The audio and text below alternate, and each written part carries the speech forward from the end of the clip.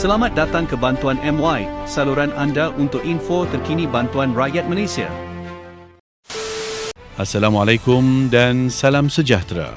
Dalam video kali ini ada berita baik berkaitan bantuan SARA iaitu Sumbangan Asas Rahmah yang dijangka memberi manfaat kepada lebih ramai rakyat Malaysia bermula Julai 2026. Ramai kini mula memberi perhatian kepada sistem e-Kasih selepas pendapatan isi rumah sekitar RM2,705 dan ke bawah dikaitkan sebagai antara syarat penting untuk pendaftaran dalam pangkalan data tersebut. Disebabkan perkara ini, semakin ramai mula sedar bahawa mereka mungkin sebenarnya layak menerima bantuan tambahan kerajaan. Apa yang menarik, ramai penerima baharu dijangka akan dimasukkan dalam kategori miskin dan miskin tegar selepas proses semakan dibuat. Sebelum ini, ada individu yang layak tetapi tidak pernah membuat pendaftaran ataupun tercicir daripada rekod semakan bantuan.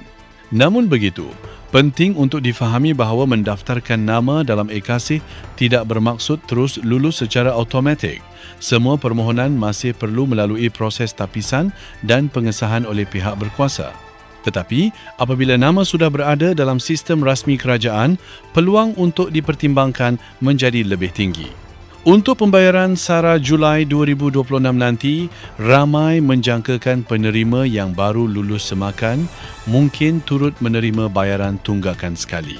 Tunggakan itu dipercayai melibatkan bayaran bagi April, Mei dan Jun sebelum bayaran semasa Julai dimasukkan. Sebelum ini juga ada penerima yang mendapat bayaran tunggakan lebih awal manakala ada yang menerima semuanya sekaligus bersama pembayaran bulanan semasa. Jadi, ramai kini menunggu pengumuman rasmi berkaitan kaedah pembayaran kali ini. Setakat maklumat semasa, bantuan SARA masih diteruskan melalui penggunaan MyCAD untuk membeli barangan asas di pasaraya dan kedai terpilih seluruh negara bagi membantu rakyat menghadapi kos sara hidup.